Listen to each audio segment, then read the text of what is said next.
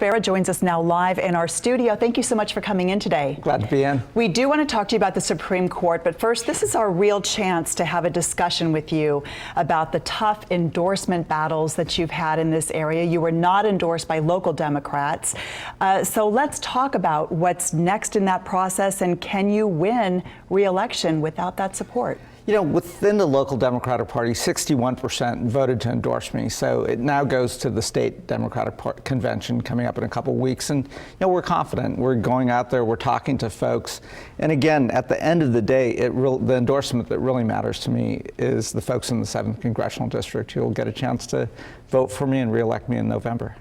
Do you expect that can happen, though, if you've fallen short of an endorsement, which is that's pretty rare to happen? The unions have been angry with you over a vote on trade. So how do you get around that? You know, what I've always said is I'm going to go out there and I'm going to try to talk to everyone. My district's evenly split.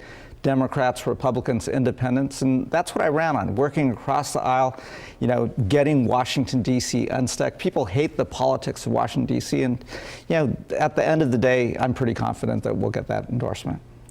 From when you end up at the state convention? Yeah, we're working hard. And people widely consider that you will. It's just a tougher battle to get there, and the battle itself may be damaging. So a tough vote for you on immigration, a tough vote for you on trade so far, leading to where you are now.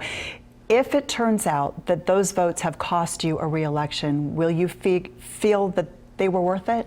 Yeah, you know what? I ran on breaking the gridlock in Washington, D.C. I ran on working across the aisle. You know, we started this group called the Problem Solvers, 23 Democrats, 17 Republicans, saying the status quo just doesn't work. I mean, we're seeing in the Supreme Court nomination.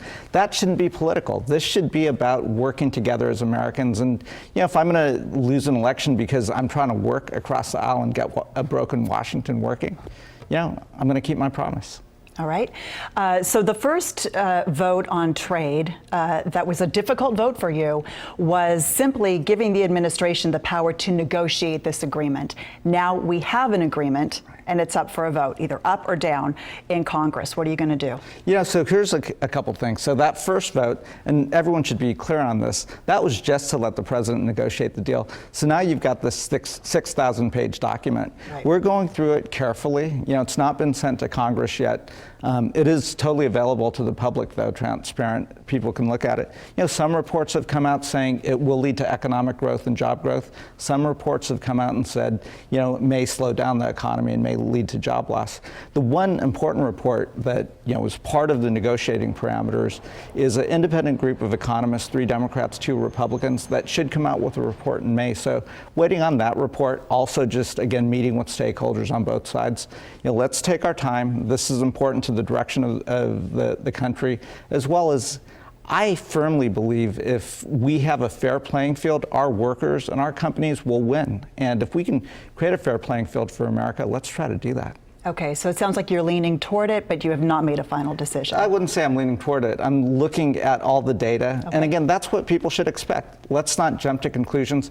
You know, anyone who would come out against it without having read the 6,000-page document, without having listened to folks and looked at the reports, probably is just playing politics. And this is too important to play politics with. Well, speaking of an issue that is so important and is just dead center in politics right now, and that is the replacement of Supreme Court Justice Antonin Scalia. In the report that we just saw, where they mentioned the battle lines were drawn within minutes of learning of his death, you were shaking your head.